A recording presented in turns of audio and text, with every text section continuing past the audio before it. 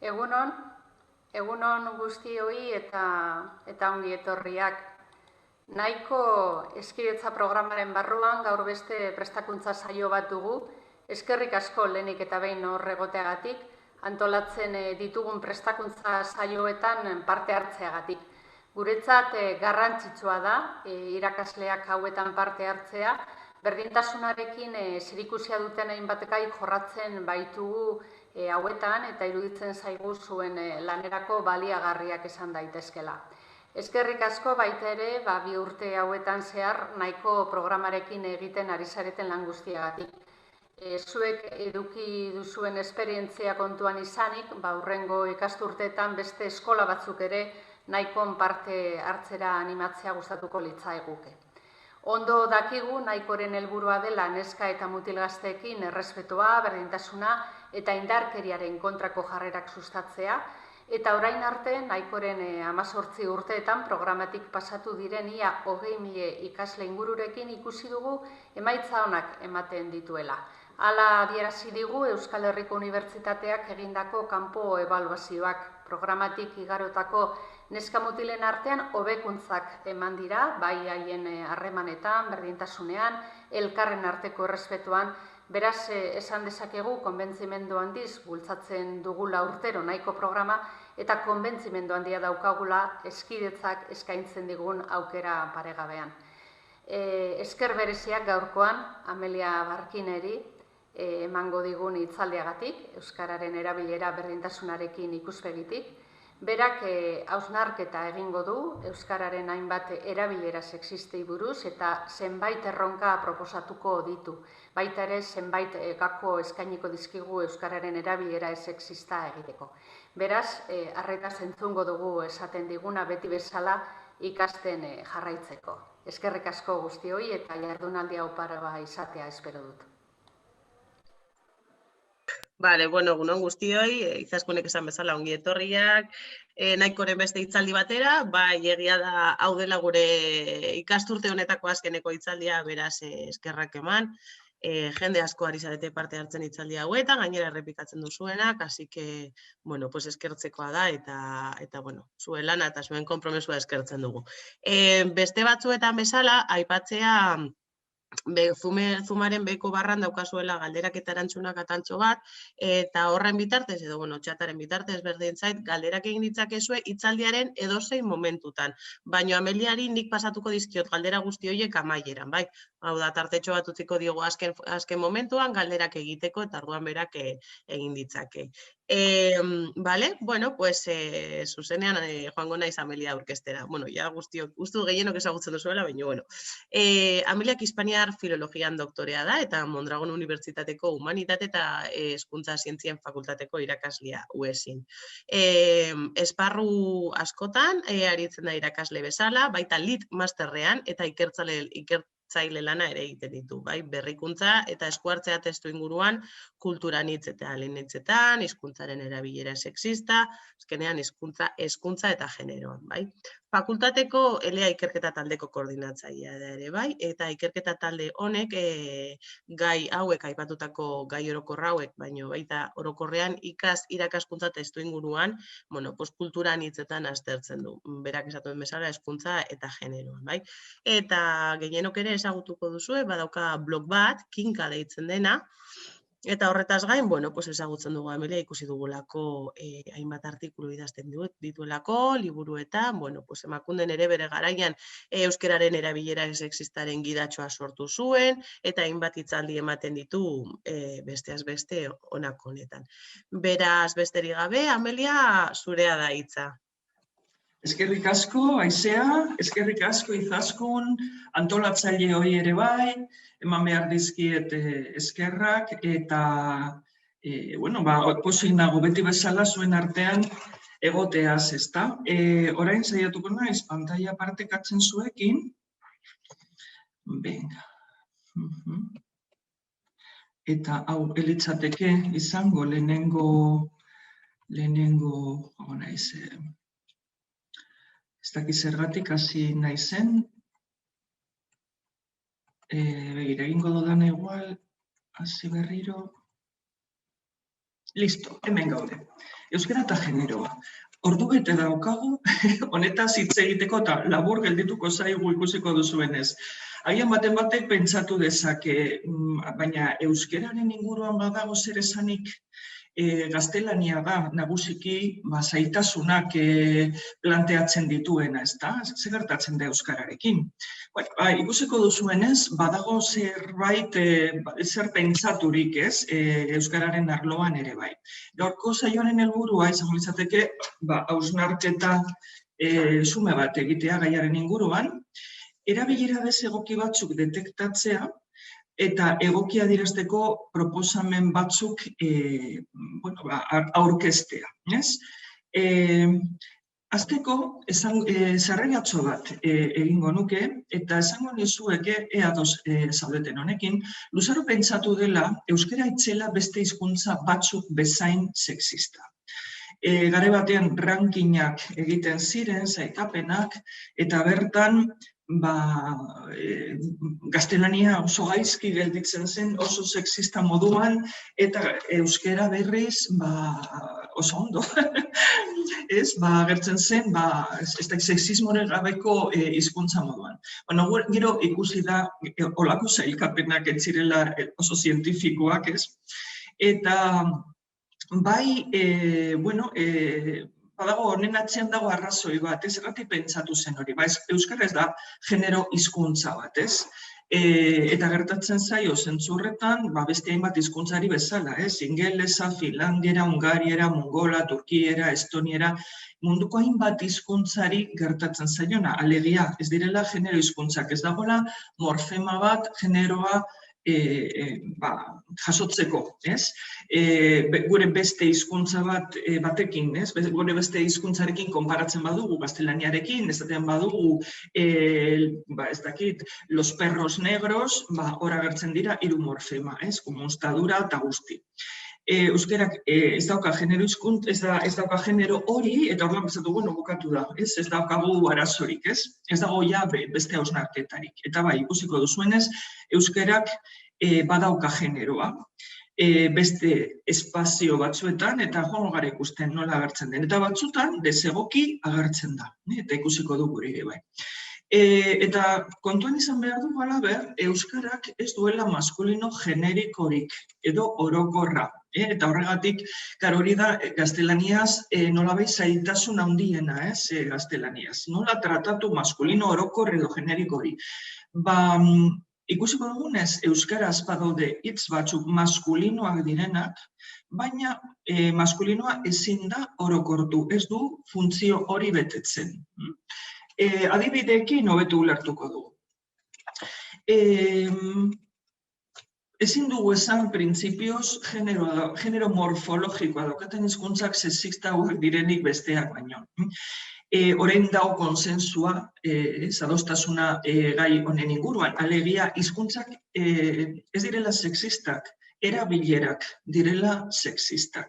Eta posible dela modu ez sexistan adieraztea hizkuntza batean. Eta ez dauzkagu adibide grafiko, ez? Adierazten dutenak, hizkuntzen erabilera horiek gizartearen isla direla. Ijitoa, neska, euskeraz, gaztelaniaz bezala, beste hizkuntza batzuetan bezala, izan daitezke irainak. Ijitoa ez den bati esatea ijitoa, emakumea ez den bati esatea neska emakumea dira irainak. Eta horrela ulertzen dira oso errez. Zergatik, gure gizartearen isla dira, ez? Non ijitoa izateak eta neska emakumea izateak garrantzia gutxiago daukan. Eta orduan besteak hartzen du hau irain moduan. Dira erabilera arrazistak eta sexistak. Eta posible da egitea, posible da erabilera hauek egitea, eta posible da ez egitea. Planteatuko nizueke oraintxe, adibidez, zenbat esaldi entzuten dituzuen, non ijitoak agertzen diren zeo zer negatiboarekin konparatzeko. Eta entzuten ditugu, batzutan esaten ditugu, oharkabe, konturatu gabe, ari garela erabilera arrazista egiten, ez? Baina posible litzateke ez egitea. Izan ere, hizkuntzen erabilera horiek hiztunen ezagutzak eta usteak egituratzen dituzte. Gure ikasleek entzuten badizkigute, ez? Horrelako adierazpenak. Ari dira munduari buruz ikasten, ez? Ari gara mundu ikuskera bat transmititzen, agian guk nahi ez duguna. Hori ere gertatzen da, batzutan dauzkagu balio batzuk, eta gero formulazioetan badirudi beste batzuk azaleratzen direnak inertzien ondorioz. Gaur, egokitu zaigu gai honen inguruan apur bat hausnartzea, inertzia batzuk apurtzen ditugu. Eta Euskaldunok, bestalde, denok dakigunez, elebidunak gara. Bi sistema linguistiko ditugu elkarrekintzan gure burmuinean, ez? Une oro. Eta horrek ondorioak dauzka, ez? Eta batzutan transferentzia gertatzen dira, batzutan kalkoak ere gertatzen dira, ez? Eta begiran ze kuriosoa ez da, esan dezakegu, gizarte berean bizi gara euskeraz eta gaztelaniaz. Eta batzutan genero morfologikoa daukan hizkuntza batean adierazten gara eta beste batzutan ez, baina gu gara berdinak. Pertsona berberak. Orduan, guazen ikustera, ze gertatzen da euskararekin eta ea gaztelaniatik zeo zer etortzen zaion, ez? Fenomenoak dira orokorrean daude lotuta, ikusiko ditugu batzuk, sexismoarekin eta androzentrismoarekin. Sexismoa azkar definitzeko esango nuke dela oso simpleki emakumeak gaitzestea. Eta femeninoa, eta androzentrismoa, hitzak berak esaten duenez, bazue badakizue andro osagaia datorrela griegotik esan nahi du gizona, ez? Horrek esan nahi du, gizonak erdigunean daudela neurritzat, ardatzat hartzen direla, eta emakumeak femeninoa izango litzatekela bigarren mailakoa, periferikoa, horren beste balio ez duena. Begira, errez detektatzeko. Posible da, nire auzoko parkean, hau entzutea mutil batzuk ari dira futbolean jolasten parkean. Eta orduan pasatzen da pertsona nagusi bat, gizon bat pasatzen da hortik, eta humorez esaten die, ze txarrak zareten, nesken antzera jokatzen duzue. Neska bezala jokatzen duzue. Izango litzateke hau, sexismoa, androzentrismoa, ari zarete pentsatzen, ziurazki, sexismoarekin lotura daukala nagusiki. Hirugarren esaldia. Bigarren pisuko bizilagun berria eta bere emaztea etorri dira saludatzera. Zelako atseginak. Eta biak etorri dira aldi berean, eta haietako bat da protagonista, bestea da berarekin lotuta dagoena. Eta gizona da protagonista. Hemen oso ondo ulertzen dugu bikote heterosexuala dela, ez da. Eta begira, nik esango nuke horrelako esaldiak ateratzen direla, entzuten ditugula konturatu gabe. Hemen daukaguna da androzentrismoa, ez? Eta orain jartzen ari gara fokoa honetan, eta errez ikusten dugu, baina zenbat aldiz horrelako esaldiak ez zaizkigun pasatzen oharkabe, ez? Behan daukate beste adibide mota bat, ez? Andraize, begira, Bizkaiko kostaldean, leku batzuetan horrela deitzen zaio, ego haizeari. Eta baita ere, emakume haizea, ero haizea, ez? Alegia, pertsonak erotzen dituen haizea da andraize. Hemen ere agertzen da, nabardura hori, emakumeak direla femeninoak daukan gaitasun edo eragin negatiboa, ez da. Eta begira, noraino heldu den ideia hori, ez? Haize mota bati izena emateraino. Ikusi ditugu ikusi ditugu adibide batzuk, eta zuen baimenarekin hasi nahi dut Angel Lertxundiren zutabe batekin. Ariketa deitzen da eta 2008an idatzi zuen Berria egunkarirako. Barkatu. Taxi bat hartu behar izan dut, idazten du Lertxundik. Aurren ondoan, liburu bat zabaldu dut, gidaria ez baitzen bat ere iztuna. Handik pizka batera, taxiko telefonoak jo du. Gidariak eskulibreko telefono sistema aktibatu du. Barkatu kariño, lan garaian deitzea, baina disgustu handia daukat.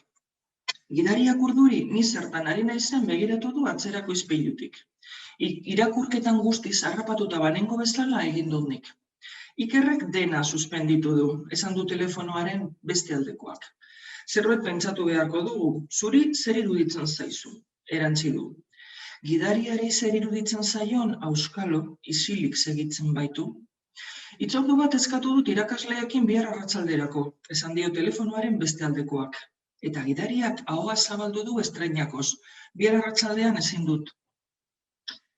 Esaldi bat falta zaio, zutabe honi, eta honakoa da, behan daukazuena, irakurle, egingo nuke emakumetzat hartu duzula dei egilea, gizonezkotzat gidaria, baina nik ez dizut horrelakorik markatu. Bueno, galdetuko nizueke, ea zuek zer pentsatu duzuen? Ea pentsatu duzuen taxista gizona zela eta dei egilea emakumea zela. Ea hori pentsatu duzuen, ze nik hau irakurri nuenean hori irudikatu nuen, ez? Eta naiz eta begira, ziurazki hori pentsatu dugun, testu inguru honetan ere, non apur bat ja gaiztu dutan gauden, ja badakigu zeri begira jarri behar garen, ez da? Eta Lertxundik esaten digu, kontuz, zuk pentsatu duzuna hori dator, zure mundu ikuskeratik hizkuntzak ez dizu ematen. Eta honekin, konturatzen gara, zer den genero morfologikoa ez egotea hizkuntza batean, ez da? Eta orduan, taxista hori izan daiteke emakumea gizona, baina guk inertzia batzuk dauzkagu, mundu ezagutza bat, agian, esperientzia bat, eta inertziak ere bai. Eta orduan pentsatu dugu gizona, eta emakumea, eta bestea emakumea. Egia da trampa batzuk jartzen dizkigu berak, eta esaten du, eta konektatzeko gure estereotipoekin, eta ez du barkatu kariño, ez? Eta lotu dugu hori emakume batekin. Baina horiek dira gure, hori hizkuntzak ez digu ematen. Eta, bueno, taxistak ez du asko hitz egiten, eta orduan hori ere lotzen dugu gure estereotipoekin, zer den emakumea, zer den gizona. Begira, hau itzuli beharko bagenu gaztelaniara, eta ambiguotasun hau mantendu, nik esango nuke oso zaila izango litzatekela. Nola itzuliko zenukete taxista? Ez, edo, ez dakit,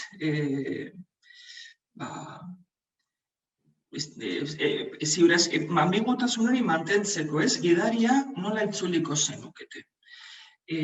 Ambiguotasun hori mantentzeko. Eta lortuko zenukete, baina ziurazki perifrasi batekin, eta nabarituko zen zeozer arraroa gertatzen ari dela hor. Beraz, honekin esan nahi dudana, ambiguotasun hori posible da gaztelania, euskeraz, ez hizkuntza erromanikoetan ez bezala, eta aukerak ematen ditu. Aukera batzuk ematen ditu, eta idazle batzuk aprobetsatzen ari dira, adibidez, eta agian pertsonaiei ez diete genero bat jartzen, baina irakurleok imaginatzen dugu, eta momentu batean, sorpresa hartzen dugu. Baina sorpresa hori nondik datorren, gure estereotipoetatik agian. Sartuko naiz, itziko dut kajoi hori eta irekiko dut beste bat, generoa duten izenak. Begira, euskeraz da izen multxo bat, eta izen horiek daukate genero biologikoa, ez morfologikoa. Eta dira, animaliak izendatzeko, behorra, zaldia, ardia, aharia, ahontza, gerra, oioa, oilarra, pertsonei erreferentzia egiteko, gizalaba, emakumea, emakumezkoa, emaztea, neska, senarra, mutila, jauna, senidetasuna adierazten duten beste izenak, ama, mona, izeba, alaba, aita, semea, anaia, aipatutakoen eratorriak, ama Virginia, aita santua, alaba bitxia, jarduera jakin batzuk, zerora moja, sorgina, inudea, prostituta, bere aldaera guztiekin, erregina, andereño maistra, fraidea, paisa, erregea, morroia, eta euskeran lauitz daude, auzo hizkuntzetan bi dauden tokian, neba, arreba, aizpa eta naia.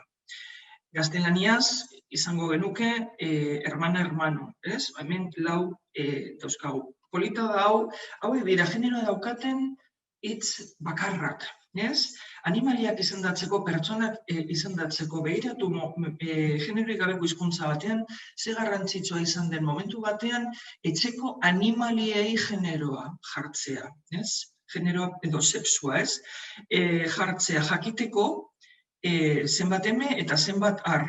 Elefantea, azeria, ez dakit, hartza, berdin zaigu, horrez dago maskulinoa eta femeninoa, baina etxaldean zeuden animaliei jarri zaie zera, eta hemen dago femenino eta maskulinoa. Zer gertatzen da hauekin, plurala, egin behar dela, bikoiztuta, seme-alabak, neska mutilak, andre gizonak, jaun andreak, eta batzutan, aurkitzen dugu, maskulinoa, izen maskulinoa, erabiltzen dela orokortzeko, desegoki erabiltzen da batzutan. Adibide batzuk, ea zuek horrelakorik entzun duzuen edo irakurri duzuen, ezta? Zenbat seme dituzu? Eta galdera ez da zenbat ume maskulino edo zenbat ez dauzkazu, zenbat seme-alaba dituzun edo zenbat ume dituzun. Eta batzutan seme hitzarekin adierazten da, baina lehen esan bezala, maskulino horiek, euskaraz dauden maskulinoak, dira espezifikoak beti. Ez da gaztelanian bezala, non erabili dira orokortzeko, hori ez da posible euskaraz. Maskulinoa ez da orokortzen. Ez dakit, kanguru hau triste dago ez baitauka semerik.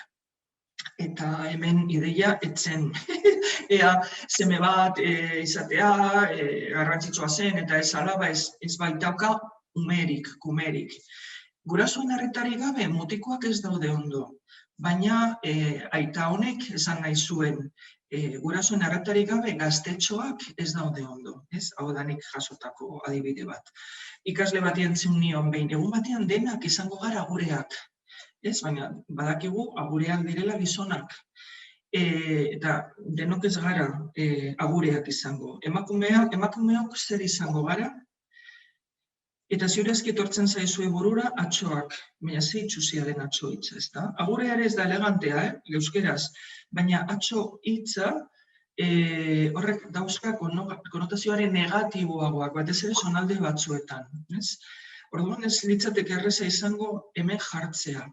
Eta honek gogorarazten digu beste zerbait, euskaran ere ze negatiboak diren pertsona nagusiei deitzeko hitzak, agurea, atxoa, eta gaztelanian bezala gabiltza eufemismoak, perifrasiak bilatzen la tercera edad edo adinekoak, nagusiak, Agure bikote bat zaintzen dut beste ikasle batek esan zidan, baina zen bikote heterosexual bat, beraz, zen agure bikote bat. Ulertzen didazu, ezta? Zure aitonek oparitu dizute? Ez, zure aitona monek. Esan guzi, hau segutxitan gertatzen den, Jarri belarria.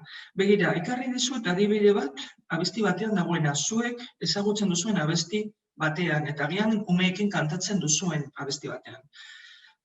Gogoratzen duzue, Araban bagare, ez? Momentu batean esaten du, guztiok gara euskaldun, guztiok anaiak gara. Bai ala ez kantatzen dugu horrela.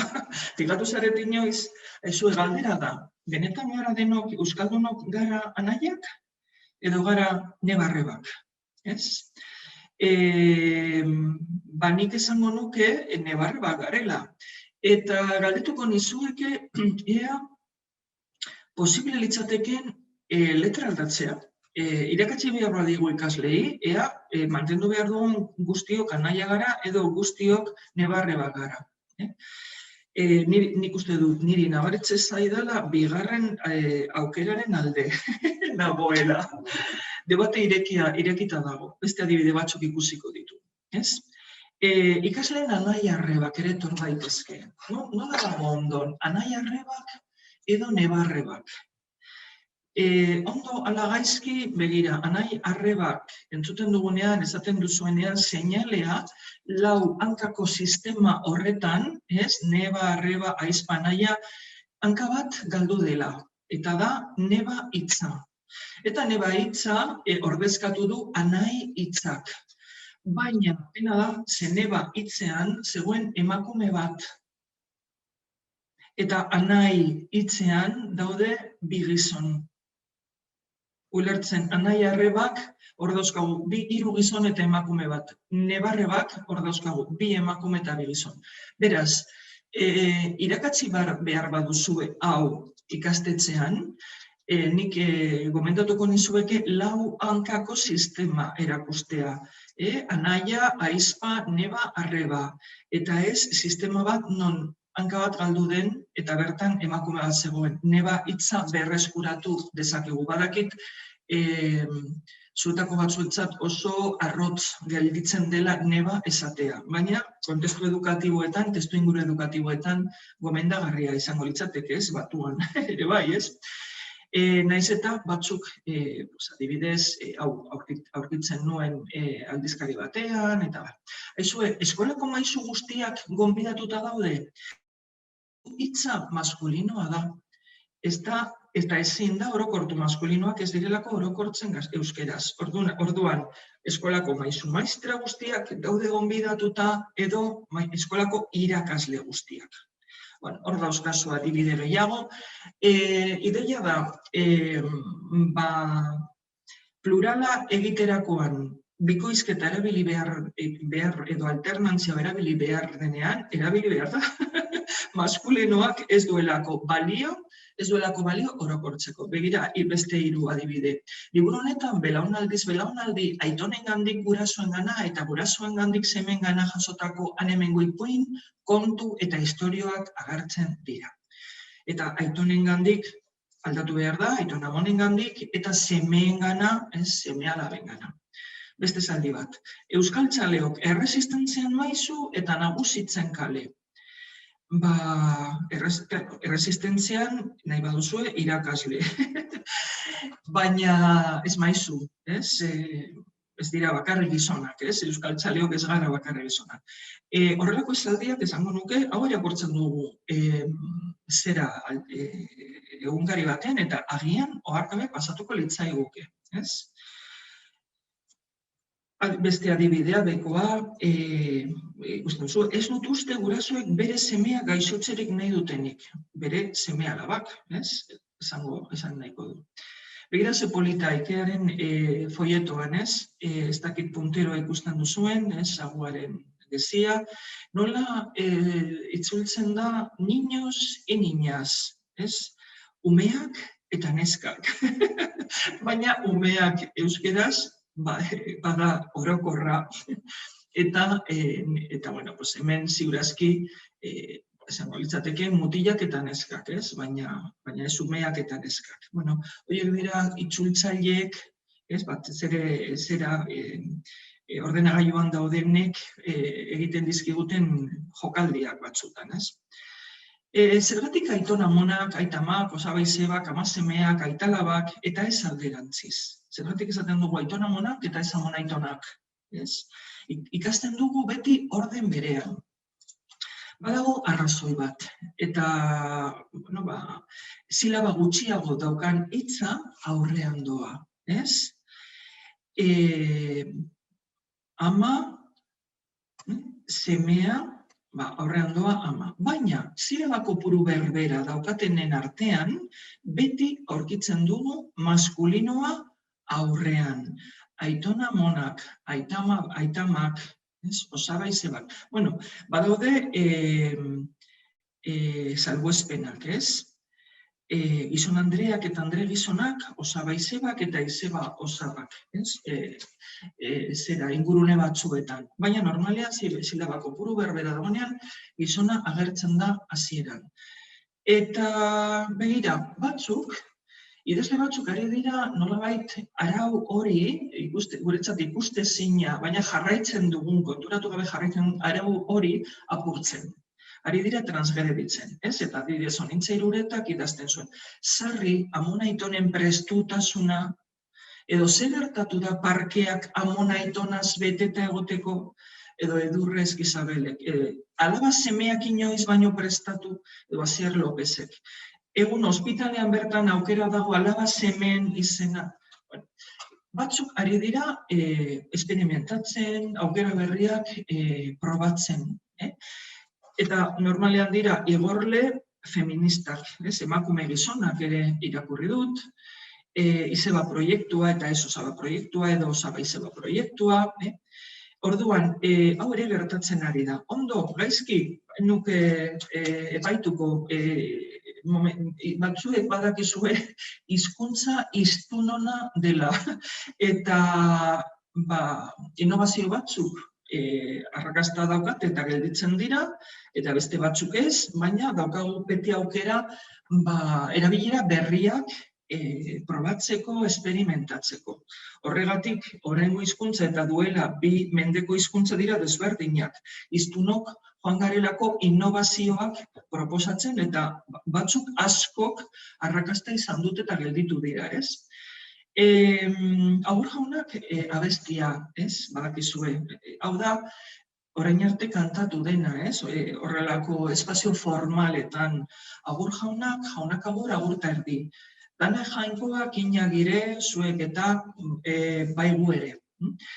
Eta, klaro, begira zeitasun, jauna hitza maskulinoa da. Eta esan bezala maskulinoa ez da orokorra. Emakumeak ez gaude jaunak hitzaren barruan. Eta beste inklusibitateari dagokionez beste zailtasun bat dauka. Eta da, esateko denok berdina garela, esaten duela denak jainkoak inagire. Baina, pertsonen multzo bat dagoenean, egongo dira batzuk agian asko hau pentsatzen ez dutenak, ez direnak fededunak. Orduan, punto desegoki bat, edo bat baino gehiago zeukan abesti honek, ezta? Zer gertatu da? Eta, klaro, hau planteatzen zenean, aldatu beharko genuke, batzuk esaten zuten, hemen dago tradizioa, beti kantatu dugu horrela, hau da nire bizitzaren parte bat, abesti hau, eta unkitzen naiz horrela kantatzen dudanean. Duela urte gutxi, 6 urte, Euskal Herriko Unibertsitateko ekitaldi batean, kurtso hasierako ekitaldian, horrela kantatu zuen abes batzak. Agur jaunak eta Andreak, agur terdi. Danak berdinak einagire, zuek eta baigu ere. Zer gertatu da? Ez da zer gertatu. Bertsio berria, silaben kopuru ondo egokitzen da, arazorik ez. Ez da zer gertatu. Gertatu da zerbait, eta da orain oso zaila dela beste erakundeetan lehengo bertsioa erabiltzea. Ea nora ausartzen den momentu honetan lehengo bertsioa erabiltzen hau ezagutu ondoren. Nik pentsatzen dut posible dela tradizioa eguneratzea zer remedio, ezta? Eta abesti hau adibide polita da nire ustez. Izan ere, orain ez daukat astirik hau jartzeko, baina esteka honetan ikusiko genuke nola joan diren euskal kulturan dauden kanta tradizional batzuk egokitzen eta ez dakit, adibide batzuk agertzen dira hor, ikusiko zenukete abesti batza kantatzen, aika mutil jeikia di, ez, aika gazte jeikia di, edo, ez dakit, ator mutil etxera, ator neska mutil etxera. Posible da, eta batzuk ari dira batez ere helburu edukatiboekin lanketa hori egiten. Irekita uzten dut, debaterako. Hau aldatu da, aurrera mutilak, aurrera reala, hau aldatu da, esaten dizuet tradizioa aldatu daitekeela. Kajutxo hau izten dut, detektatu dugu egoera nolabait erabilera desegoki bat batzutan, eta estrategiak ez dira zailak, ez? Nolabait konturatzea eta pluralak egitea, eta ez erabiltzea maskulino espezifikoa orokorra balitz bezala, ez? Hau ekartzen dizuet, pegatina hau zegoen fakultate batean, komunean, eta ekartzen dut adierazteko errealitate ez binarioa, gero eta zabalduago dagoela, eta hori ez da etorreko dela, hemen dagoela. Momentu honetan, hainbat erakundetan, galdetzen badigute, ez? Etorri gara saio batera, eta gure datuak galdetzen dizkigute, eta esaten du. Emakumea gizona, orain dago hirugarren leihatila ez binario. Ez binario horrek zesan nahi du? Ez da gauza asko izan daitezke, ez du esan nahi transpertsonentzat denik erne, ze transizio egin duten pertsona batzuk egin dute hain zuzen aurreko lehiatiletan egokitzeko, badaude trans binarioak, baina ez dago zertan, baina izan daiteke ez dut nire burua zailkatu nahi, edo zergatik galdetzen didazue hau behin eta berriro, nik uste dut batzutan galdetu behar dela, eta beste batzutan, zeo zer egin nahi badugu informazio honekin. Ez badu egin nahi, ezerrez. Eta adibide bat jarriko dizuet. Nik lan egiten dut magisteritza fakultate batean, irakasle ikasketetan, eta konturatzen gara pen handiz, haurhezkuntzako espezialitatean mutilak ez direla matrikulatzen. Baina ez orain, ez duela 10 urte, ez duela 20 urte. Ez dugu urrats ni minorik eman zentzu horretan, ez fakultate honetan, ez beste unibertsitateetan. Haurhezkuntzan mutilak ez direla matrikulatzen irakasleak izateko. Hori badakigu begiak ditugulako eta erregistroa hartzen dugulako eta ikusten dugu ze progresio eskasa egin dugun horretan, ez? Eta ikusten dugu, mutil batzuk matrikulatzen direla lehen hezkuntzan, eta gero ze espezialitatera joaten diren, zuek pentsatzen ari zareten horretara, hezkuntza fizikora. Orduan, datuak jasotzea oraindik dauka zentzu politikoa, eta batzuk izango, erantzungo dut ez binarioa, beti galdetzen didatelako, baina zertarako jasotzen ari dira datu hauek, desoreka batzuk detektatu behar ditugu oraindik, garrantzitsua da. Eta esango duzu, baina, genero morfologikorik gabeko hizkuntza batean, ez dago horren beste arazorik, ez da? Begira, badaude egonezin batzuk, Ekartzen ditut ona Itziar Okarezen hitzak, berak idatzi du zera sarrera, Usue Alberdiren liburu batean, kontrako estarritik emakume bertsolarien testigantzak liburuan hain zuzen, eta lehen oinorra hauxe zen, emakume eta gizon terminoak zentzu sozialean erabiliko ditut, gu guztiok emakume eta gizon izendatuak eta irakurriak garen neurrian. Komatxoak, esartxoak eta zirrimarrak irakurriaren esku. Begiraz, hemen zer dagoen. Nik berak esaten du, emakume, gizon, hitzak erabiliko ditut. Baina ez da nik jarritako kategoriak, edo guztoz jarritakoak. Gaztelaniaz hau gertatzen ari da, baina euskeraz ere bai. Duela gutxi, ez ditzu Eizagirrezen Argia aldizkariaren zuzendaria momentu horretan, eta idatzi behar izan zuen testu hau. Enpresa antolaketa eta generoa, nola daramagu argia etxea, idatzi zuen artikulu hau argia aldizkarian.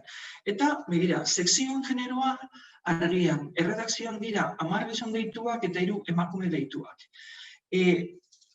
Ez dizuet esaten hau egin behar denik. Honekin bakarrik esaten dizuet hemen dago hausnarketa bat, eta da pertsona batzuk betiko kategoriekin nolabait zalantza adierazten dute. Ez dakite ondo nola formulatu eta formulazioan ikusten da hausnarketa bat dagoela. Eta hausnarketa hauek zuek badakizuet bidean daudela, eta eztabaidak daudela, eta, ez? Eta, baina garrantzitsua da jakitea, erredakzio batean, zeintzuk diren emakumeak, zeintzuk diren gizonak, eta zertan dabiltzaten desorekak non dauden, ezta? Androzentrismoari buruz esango dut, zuek dakizuena, gizartean oso errotuta dagoela, baina batzotan ez gara ez da konturatzen ere, bizi garenez androzentrikoa den sistema batean, oharkabe pasatzen zaigu batzutan. Ekartzen dizuet kartel bat, oso kritikatua izan zena. Claro, pentsatzen badu, gizon bat aterako lukete modu horretara kartel batean, susmatzen dugu ez. Eta batez ere, begira, oraindik komunikabide askotan kirola agertzen denean abizenik gabe da gizonek egiten duten kirola. Emakumeok egiten dugun kirola da femeninoa edo emakumeen zerbait, ez? Eta, hori, nik uste dut komunikabide batzuetan ari dira ja lantzen, eta hemen dago praktika on bat, ez? Hemen, San Miguel Ligako lehen zeiak eta Urdaibai, hariko dira igandean Kontxako banderako gizonezkoen estropadan. Emakumezkoen traineruena, eta esan du, gizonezkoen estropada eta emakumezkoen traineruena. Ze batzutan jartzen du Kontxako banderako estropadan, eta ulertzen dugu denok, hori dela gizonena. Eta bestea da markatua, periferikoa, ez, bigarren mailakoa, eta hor jarri behar zaio abizena. Praktika hon bat. Irene Arraratzek duela gutxi, duela urte bat, azaltzen zuen androzentrismo hori agertzen zela askotan eta konturatu gabe. Laugarren lerroan irakurtzen dugu. Esate baterako, orain berrian gertatzen da eta ez dut uste berriaren ezaugarri berezi bat denik, gazte bat aipatu behar dugunean, alegia mutil gazte bat aipatu behar dugunean, jartzen dugu gazte bat atxilotu dute. Ados, baina neska baldin bada, orduan espezifikatu beharra sentitzen dugu, eta neska gazte bat atxilotu dute jartzen dugu. Horrelakoak etengabeak dira eta profesionaloi dagokigu horretaz konturatzea eta onbideratzea. Etengabe erne egotea dagokigu. Aizue, gazte bat eta zer irudikatzen dugu, mutil bat, baina agian kazetariak ere bai. Edo pentsatzen, eta orduan gazte bihurtzen du maskulino, baina gazte ez da ez maskulinoa, ez femeninoa. Eta espezifikatu nahi badugu, esan behar dugu, mutil gazte bat, neska gazte bat esaten dugun bezala. Androzentrismoa, esan bezala, horrek zipristintzen du gure gizartea eta gure erabilera linguistikoak ere bai, ezta? Igual, itanoa utziko dut, denbora mugatua dudalako, oraindik badaukat, esango du zerbait. Agian ez duzue erabiltzen, zuen artean denetik egongo da, badakizue dela gertutasuna adierazteko trataera, tratatzeko modu bat, euskeraz, eta solaskidearen sexu generoa kontuan hartzen duela. Eta marka usten duela, horren marka, pertsona solaskideren genero marka usten duela aditzean. Eta orduan, erretzeari utzi iezaion, emakume bati, hemen daukagu atzizki bat, eta erretzeari utzi iezaiok beste bat. Ze gertatzen da, solaskidea ez badago presente, ez badakigu emakumea ala gizona den, ez binarioa baldin bada, ze gertatzen da honekin? Gertatzen da, irudikatzen ari zaretena, eta da, maskulinoa erabiltzen dela. Baina gogoratzen duzu esaten genuela maskulinoak euskeraz ez daukala orokortzeko gaitasunik, hemen ere ez.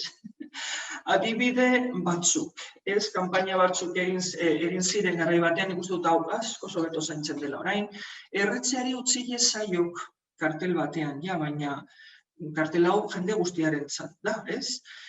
Kirola gustatzen zaik, ekarrezak ire proposamena, dana maskulinoan.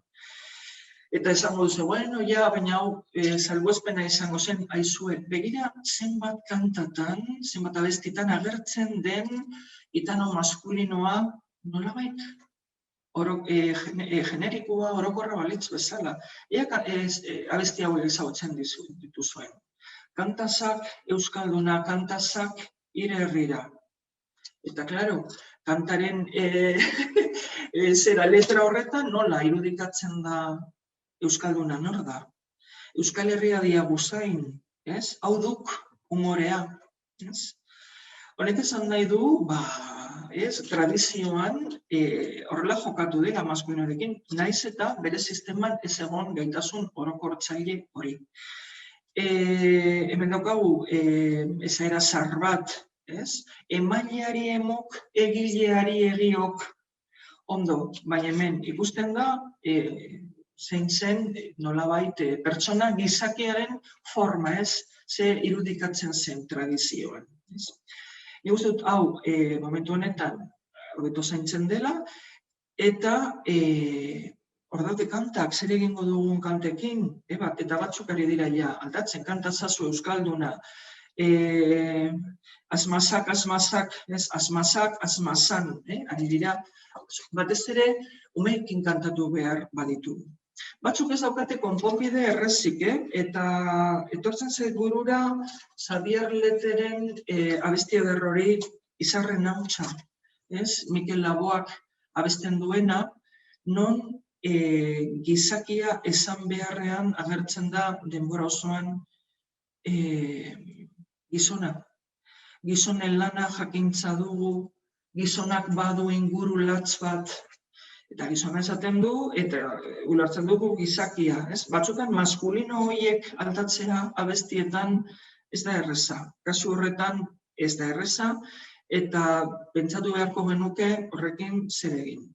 Behintzat ikasleekin komentatu. Hemen garai honetan esaten zen gizona, baina gizona da. Gizonezkoa. Zuek badakizue, estrategia batzuk daudela hor, humorearekin lotuta batez ere, Antxon Olariaga marrazkilariak, Sakilizut izeneko komikitira argitaratzen du egunero berria egunkarian, eta pertsonai nagusiak hitz egiten duenean irakurlearekin, ez dakienez norden, elkartzen ditu atzizkiak. Eta hor daukagu dunk, ez duk, ez dun, duk, dunk, ziotenk, ez zioten, ez ziotek, biak, ez? Eta, arrakastapur bat izan du, ez? Gogoratuko duzue programa Oazemank, esaldi batzuk heltzen zaizkigu, beste ingurune batzuetatik. Nik esango nuke, hau erabiltzen dela, testu inguru alternatiboetan, humoristikoetan, eta ahoskora ez dela pasatu eta ez dela pasatuko. Zer gertatzen ari da, zuek badakizue Aitanoa galera prozesu bat pairatzen ari dela, eta galera prozesu horretan, herri batzuetan erabat galdu da, beste batzuetan oraindik erabat ez, flojo dabil mantentzen den leku guztietan, guztietan edo ia guztietan, makaldabil eta galtzen ari diren lehenengo formak direla femeninoak. Eta zera, ingurune batzuetan dauden formak gelditzen direnak dira maskulinoak eta erabiltzen dira emakumeekin.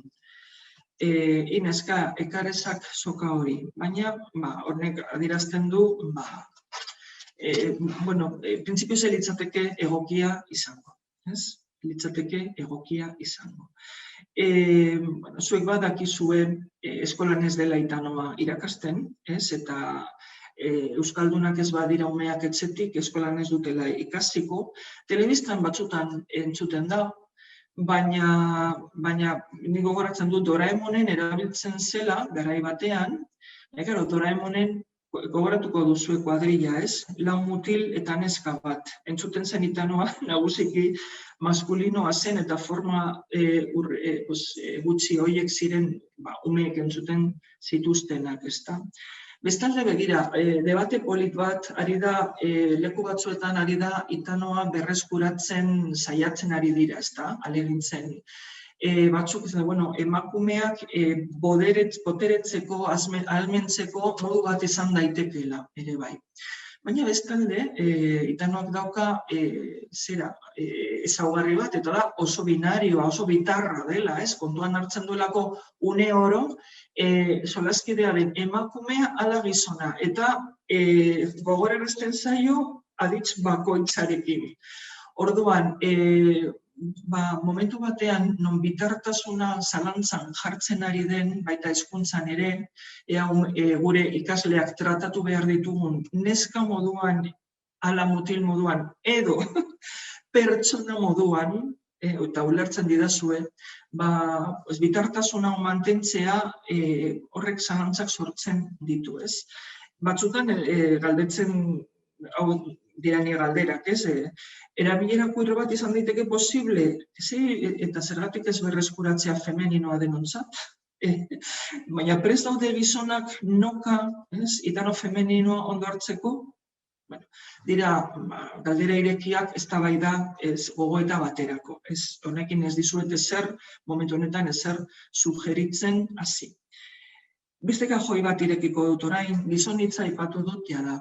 Aizue, joaten bazarete hiztegi batzuetara, eta gizonitza bilatzen batuzue, batzutan lehenengo adiera da gizakia. Gizon, lehenengo dira gizakia. Hemen, bai euskal hiztegien, bai elbiar hiztegien. Lurreko bere mota garatueneko kidea gizakia.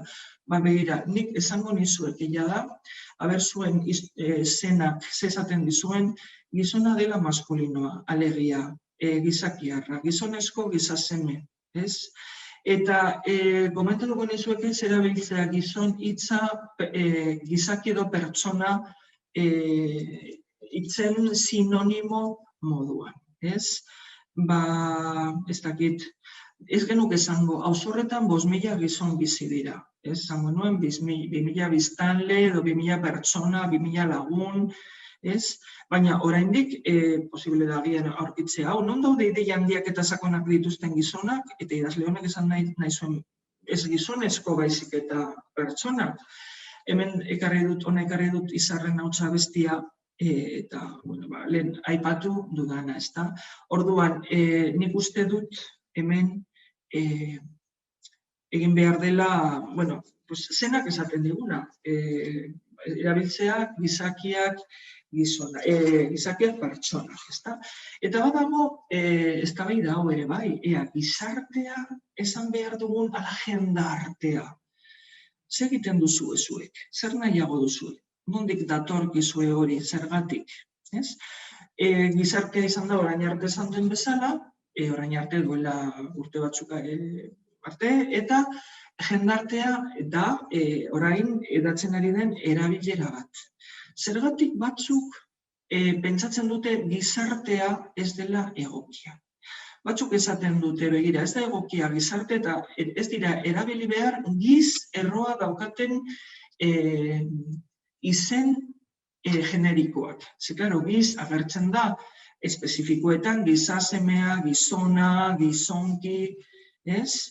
Eta gero generikoetan, ez? Gizakia, gizartea, gizateria, zer gertatzen da? Pertsonak lotuta, gizakia pertsona izatea lotuta dagoela gizona izatearekin, giz erro horrek adierazten du lotura bat gizonarekin, orduan alboratuko ditugu generiko horiek guztiak. Eta batzuk ari dira bilatzen beste sinonimo batzuk. Eta ari dira bilatzen, gizartea, ez esateko barkatu jendartea, ez esateko gizartea, gizakia ere ez dut erabiltzen, ez gizalegea, ez gizaldea, giza, klaro, giza eskubideak. Batzuetan, esan behar da beste modu batean, harreman humanoak, eskubide humanoak. Baina, humano hitza, humano dator latinetik, eta, claro, homo hitzetik. Homo garai batean zen pertsona, latinean, ez gizona. Baina orain, gaurko gaztelaniara ekarri du hombre, homo hombre. Orduan, ez dakinik noraino humano hitzak ondo ordezkatu duen giza. Diot, honekin esan nahi dut. Bilatu diren alternatibak batzuk ondo joaten dira eta beste batzuk ez horren ondo. Baina honekin azaldu nahi dizuet, nondik datorren jendartea erabiltzearen korrontea. Ez gizartea ez, giz, agertzen da gizonezko hitzetan ere, ea lotura egin behar dugun horrekin, ez? Eta orduan jendartea. Hasieran zera, apur bat arrotza gelditzen zen, baina gerota edatuago dago eta gerota sinonimoago dira, ez? Beste batzu berrek esaten dute, hemen dago azalpen luzea orain ez daukate asterik emateko, ez? Beste batzuk esaten dute, nik jarraituko dut erabiltzen gizartea, ez dago lotura hori ez dakigu zein den, eta hitzen etimologia guztiak ez dakizkigu. Ez gara filologoak, ez hizkuntzalariak, beraz, hitz batean, ez badugu nolabait molestatzen duen zerbait, ez badugu aurkitzen, ez dakit, aurrera, ez? Hitzekin, hitz guztiek daukate haien historia, ez? Hemen adibidez, ez dakit, bertute, dator virtus hitzetik, ez? Eta bir, bazen gizona latinez, virtus zen, gizonekin lotutako zerbait, vagina erabiltzen badugu euskeraz eta begira nondik datorren latinezko vagina, alegia, ezpataren zorroa, ez? Erdara baldin bada erdiera, batzuk esaten duten bezala, ez hau da besteek hitz egiten duena, ez dute era osoan hitz egiten besteek hitz egiten dute erdieran, mantendu beharko genuke apur bat etnozentrikoa den hitz hori, honekin esan nahi dizuet, batzuk erabaki dute, honetan pentsatu duten batzuk, gehienok ez dugu honetan pentsatu, eta ni oso azkar nabil orain hau azaltzen. Mereziko luke patxada gehiago alderdi honek. Eta, esaten dute, hitzek haien historia daukate, eta ez gara hizkuntzalariak, ez badu molestatzen ez gehiegi, aurrera, ez? Eta esaten dugu vagina, bertute, eta humano, eta gorrotoa, ez? Orduan, ez dakit non kokatu nahi duzuen, zuen burua, esango dizuet, gizarte erabiltzen dut, eta jendartea ondo iruditzen zait. Iruditzen zait, hiztunon aukeren artean dagoela hitz berriak eta erabilera berriak proposatzea eta erabiltzea. Eta arrakasta baldin badute hor geldituko dira. Eta ikusiko dugu ze bide egiten duen jendarte hitzak adibidez, nik uste dut bidea egiten ari dela. Daukadan denboran, joango naiz gauza batzuk aukeratzen, eta pare bat, gaztelaniatik hainbat mailegu ekarri ditugu. Eta batzutan ekartzen ditugu atzizki eta guzti, atzizki femenio eta guzti, tipa, novia, nerviosa, caprichosa, guapa, lista, tonta, rubia, simpatika, txotxola, boiera, potola, ahozkoak daude informalean, beraz, bakarrik aipatzea, ez komentatzea hor daudela. Beste batzu dira problematikoagoak, ze beste arlo batean sartzen dira, eta ez ahozko informalean soilik. Dekana, notaria, tutora, presidenta, konsultora, filosofa. Ari gara feminizatzen gaztelaniaren erara euskaraz dauden hitz batzuk. Zergatik egiten dugu? Zergatik esaten dut Josune López gure dekana etorriko da orain. Nik badakit dekano hitz esan behar dudala, eta idazterakoan Josune López gure dekanoa. Baina batzutan esaten du dekana, notario. Honetarako dago azalpen bat. Eta da, garai batean, euskaltzaindiak aukeratu zituenean, erabaki zituenean, lanbideen izenak, gaztelaniatik ekarri zituen asko, notario, presidente, antropologo, filosofo, eta ekarri zituen gaztelaniatik maskulinotik atzizki maskulino eta guzti. Notario gaztelaniaz maskulinoa da, femeninoa da notaria. Ze gertatzen da euskeraz notario gelditu dela guztiontzat. Eta aizue guk bi sistema dauzkagunez gure burmuinean, notario guretzat da maskulino. Euskeraren sisteman ere bai. Daukagu inpresio hori maskulino hitza dela. Eta konturatu gabe feminizatzen dugu. Baina nola feminizatzen dugu? Euskarak ez dauka feminizatzeko modurik morfema bat, orduan gaztelaniaz egiten dugu. Ega ze gertatzen ari da. Gaztelaniaz momentu honetan, ari gara esaten batzutan. Dekanos y dekanas, filólogos y filólogas, eta euskeraz daukagu dekanoen bilera, filologoen bilera. Eta ze gertatzen zaigu? Bukaera honek gogorarazten digu nolabait hau gaztelaniaz maskulinoa dela.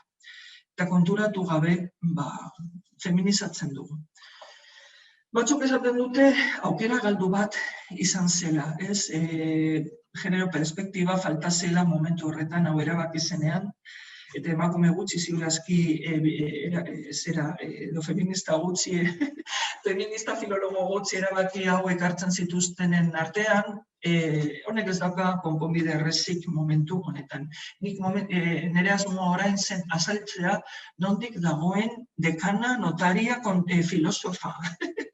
Badakigu ez dela esan behar, baina nolabait sentitzen dugu maskulinoa dela eta sentitzen dugu ahozko informalean behintzat feminizatzeko premia. Naiz eta badakigun